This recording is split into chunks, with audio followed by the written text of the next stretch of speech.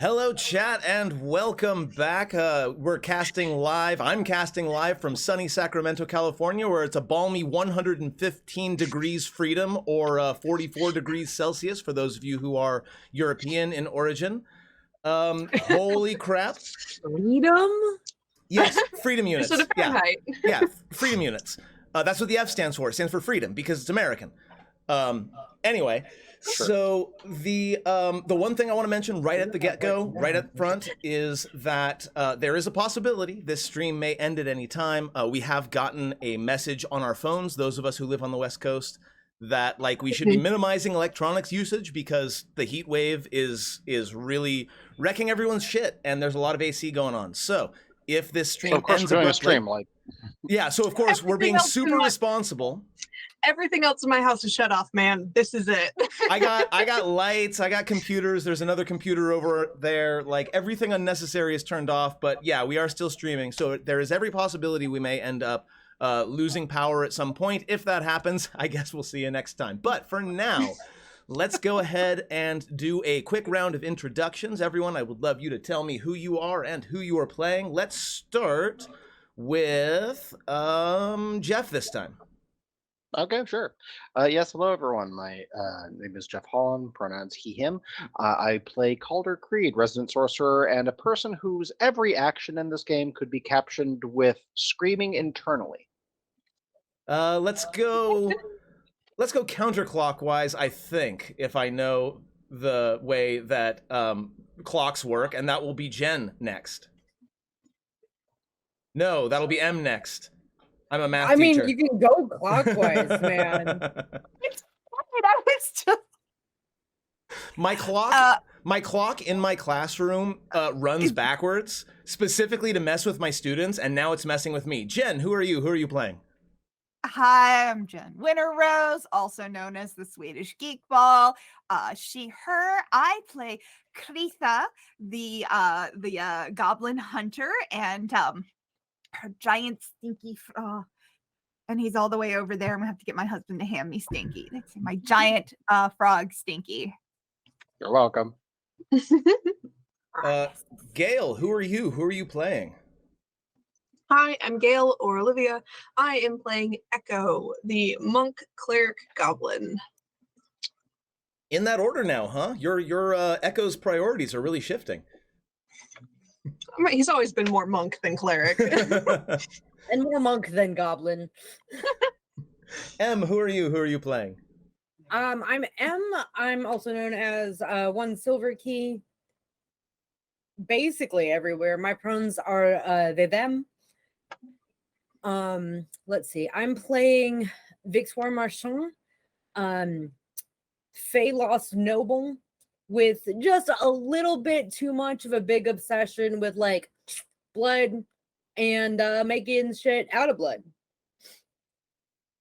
And I, of course, am Rob, math demigod on all the things, and I will be your GM for the evening, which means I will be playing basically everybody else. Chat, if you're here, I see we've got Psychanthrope. I see Psychanthrope dumped just a massive number of channel points, so I'm hoping one of you will remember the advantage that he granted you, as well as the toss of coins we'll deal with when we get back into the board. But for the moment, let's see. Was there anything else? Did we have, before we do the recap, were there any rules questions outstanding? I don't think there were, but I just wanted to double check. There was one correction from last game. Remind me. When Echo cast his scroll of Pass Without a Trace, it's for a second level spell, and he does have it on his list because he's a trickery cleric, but he doesn't have second level spell slots, so he should have made an Arcana check to cast off of the scroll. And Gotcha. Yeah, it ended up being a great scene either way, so I'm not too worried about it. But just for those paying attention, I did fuck up. Join the club. Yes, Psychanthrope, you are, of course, one of our most loyal viewers, so you have all of the channel points, basically. So let's go ahead and do a quick recap. Now, last time we started, if I recall properly, at a circus adjoining the Boulder Shoulder battle camp. And Echo ran into some old family. Mm-hmm. And introduced Calder around a little bit. And there was some fun to be had there. And then after that, there was a little bit of a meeting of the minds over in the war tent. You learned that the orcs have more or less taken over the north half of the Stone Tooth. You've learned that they have taken control of almost all of the entry points to the Forge of Fury, with the exception of the one underneath the water. You also know that Nightscale, the Black Dragon, has been engaged in conflict with the orcs, though is driven away by orcish bows, because it turns out that one dragon can't fight dozens or hundreds or thousands of orcs. And then you also learned that the orcs do not seem to have any like general supply lines, and Kreetha more or less instantaneously figured out that magic could do that, right? There's Goodberry, there's also, I think Create Food and Water is still a cleric spell. Like there's definitely, I don't know if Create Food is still a thing, but there's I was magic very out proud there. of that, by the way. I There's- was very proud of that. Yeah, there's magic out there that could supply an army. However, the other thing that Kreetha knew was that like the Goodberry spell by itself would not be able to would not be able to supply that many orcs unless they had a whole lot of druids. Then let's see. Ah, yes. You were introduced to another adventuring party that has been assigned to help out the Boulder Shoulders, and that is a party led by Anton, Calder's brother, who has shown up totally without invitation to help, or help, as the case may be. Fine, it's fine. Sure, it's fine. Everything is fine. And Nobody liked him. what else happened after that? There was more. And I'm missing details as always, but what happened after Anton made his appearance? Oh. I intimidated a dwarf. We palled around camp for a bit, decided that we needed to do a supply run. Kreetha sent out some birds. That's Kreetha sent right. out some birds. Back. And also, And then we had a totally unimportant encounter along the way. Kreetha, That's nothing. Kreetha also was engaged in communication with Jarlaxle and had a very eloquent and well-penned message for them. Kreetha's so good. I mean, she totally, learned how to read and write. And actually managed to supply or to secure some supplies through Jarlaxle and Bregendarth. Yeah, So that she was sent actually two. a thing as well. Yeah. She sent two out because she sent one to Jarlaxle, but she also sent the other one to the Horker, leader yeah. of the gang. Yeah. Because she thinks of smart ideas. Well, and I'm sure in a week and a half when that bird gets there, he'll have a reply for you. I mean, I'm hanging out in the thing. Horker works for the Xanathar. I'm sure that will have no comment. No, Horker specifically said he does not work for Xanathar. Some of his other goblins do, Yes. but Horker specifically is not an underling of Xanathar. Speaking of That's probably a good thing. speaking of Xanathar, just out of curiosity, does Kreetha still have the plushie? Do you still have the plushie? Yeah, hold on. I gotta get it. It's sitting behind I love it. my computer monitor. Are they tracking us through the plushie? Is that the secret, Rob? So moving right Is that along. Why else would he have plush? But no, but the thing is, small if they were adorable tracking things they through the can spy from. plushie, they would have attacked Kreetha. Moving right along. Kreetha has the Speaking plushie. of attacks, and speaking of the Xanathar, the group of Echo and Calder, who were headed back out to Mirabar to do some trading, were attacked by a mind flayer on a chimera with the most terrifying thing that I as a DM could think of, which are intellect devourers with wings. But you were able to, through the aforementioned scroll, you were able to make your getaway through some clouds without having to fight.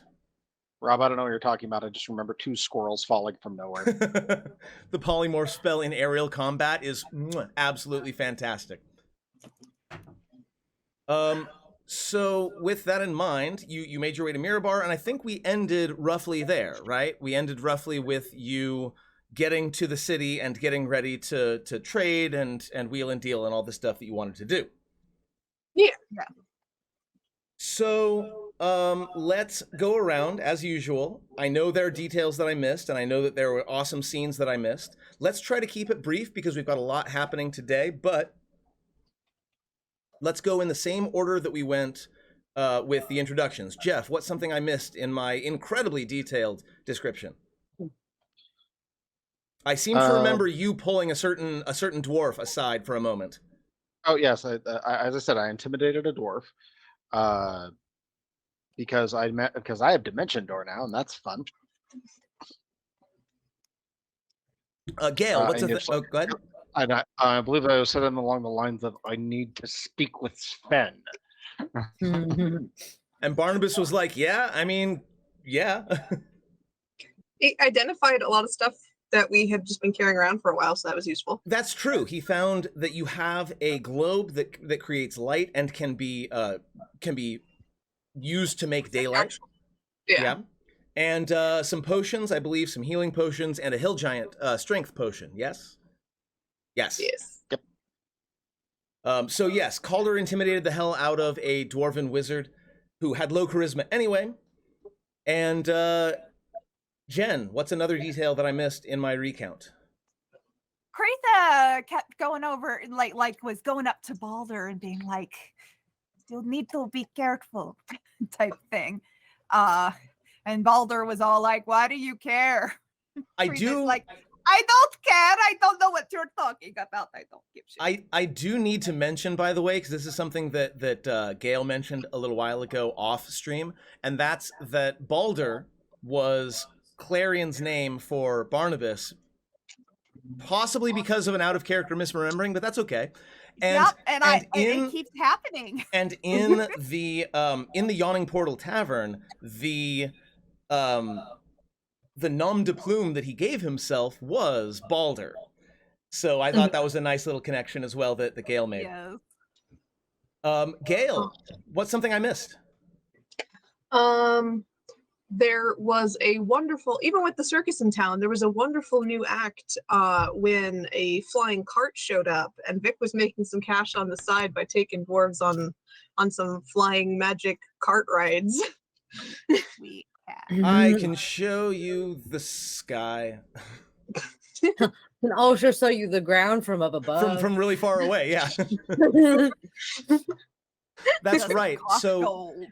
on the way to the battlements, Vic managed to take a cart and several brooms of flying and sort of rig up a little flying cart, which I thought that was really great. I love artificers so much. I love artificers they are my favorite class thematically in all of D&D. You should play them more often.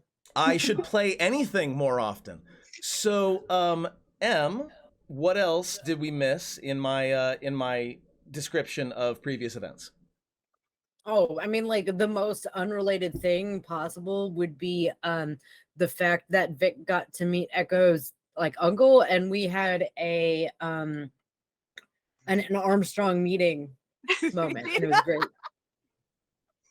Bonded through their muscles. If you came here from Facebook, you will know that was in fact the picture on our Facebook event for this game. Yes. Yeah, people underestimate how large Vic is. So when you meet like a 6.5, 6'9" orc or half orc, like you've got two people looking at each other in the eye. According to my notes here, the intro and the recap are all we need to do in the out of character portion of this stream. Is there anything we need to do before we move on to the game board? Let's go. All right, I just need to move a couple of things around on my desktop. And let's go.